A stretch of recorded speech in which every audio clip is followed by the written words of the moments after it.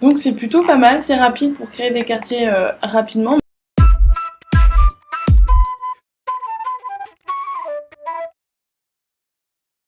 Hello, c'est Lucie des DBO et dans ce tuto, j'aimerais vous faire découvrir une plus grande développeuse de l'extension Warehouse de SketchUp, Julia Kristina Emeroth.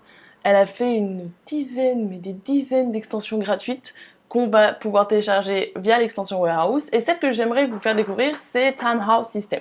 Donc vous la téléchargez bien évidemment dans la Warehouse. Moi au préalable, via OpenStreetMap, via OpenStreetMap, j'ai téléchargé un cadastre pour pouvoir essayer cette extension. Cette extension Townhouse System va nous permettre en fait de créer des quartiers et en une sorte de configurateur de quartier où vous pouvez faire vos immeubles ultra rapidement. Donc je vais déjà importer mon fichier OSM via OpenStreetMap. Hop.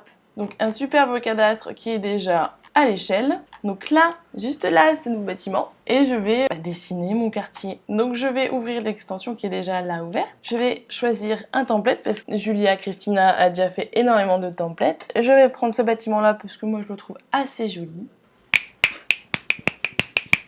Je ferme et je vais enfin pouvoir dessiner mon petit quartier lyonnais. Donc il y a 3 informations importantes à retenir. Là par exemple, vous voyez, j'ai des puces cylindriques et des puces cubiques. Les puces cylindriques, en fait, elles vont nous aider à repositionner notre façade. Les puces, elles, cubiques, en fait, c'est l'angle des murs. Et enfin, la flèche nous indique de quel côté sera la façade. Donc là, elle est face à la rue, c'est parfait. Si je fais un clic droit et que je fais reverse pose, et du coup, il change de côté via la façade. Ça me va pas parce que du coup, il serait sur la rue. Donc je fais reverse pass. Et si je fais juste side to flow pass et que je choisis back, ma façade sera en face intérieure. Et pareil, ça ne va pas.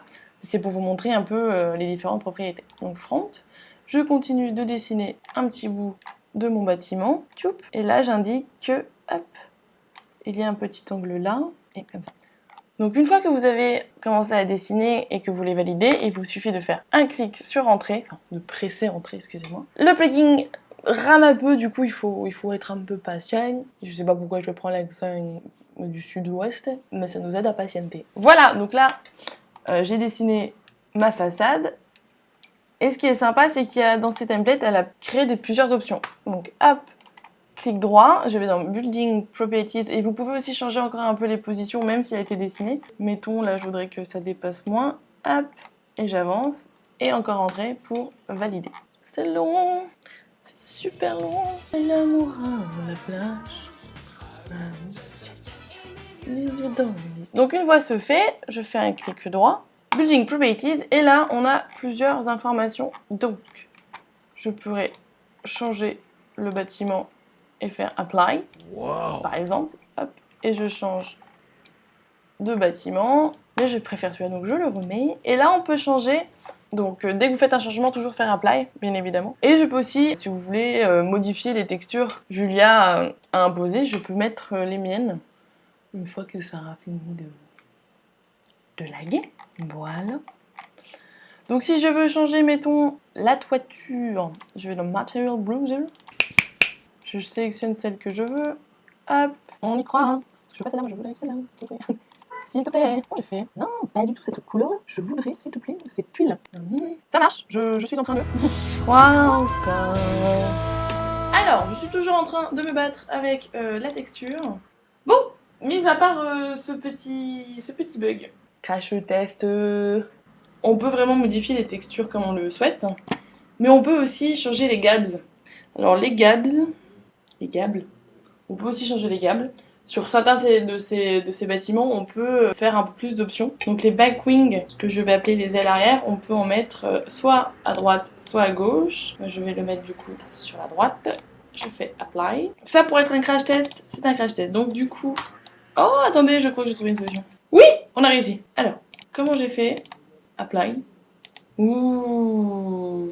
Et j'ai réussi à mettre la texture. Alors. Sur ce, moi j'étais partie du coup sur les ailes arrière pour vous montrer qu'il m'avait créé du coup une aile arrière. Donc il m'a créé cette petite aile là, avec une sorte de porte d'entrée. Et ma porte est aussi en brique. Superbe. Je peux aussi lui demander un risalit, c'est un terme je crois italien en architecture. et c'est de la déco. Donc il me suggère des marges tout de suite. Donc on va voir ce que ça donne. J'applique. Et on est toujours dans l'attente.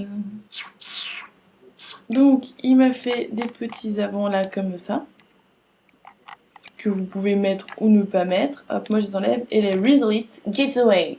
J'adore. J'ai un accent anglais qui est plutôt pas mal. Je vais les mettre là de ce côté. Donc, Resolute Getaway. Voilà, il m'a fait une sorte de petite puerta. Là, comme ça. Pourquoi pas. Mais moi, mon préféré, c'est les escaliers, excusez-moi, de secours. Donc, je peux en mettre presque autant que je veux. Hop, on applique.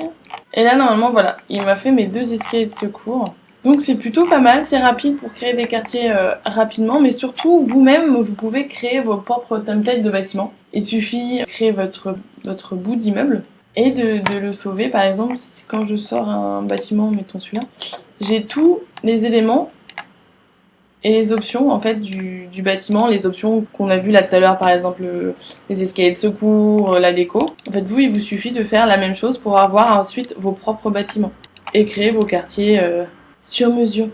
C'est la fin de ce crash test. On teste une extension qui n'est pas à nous.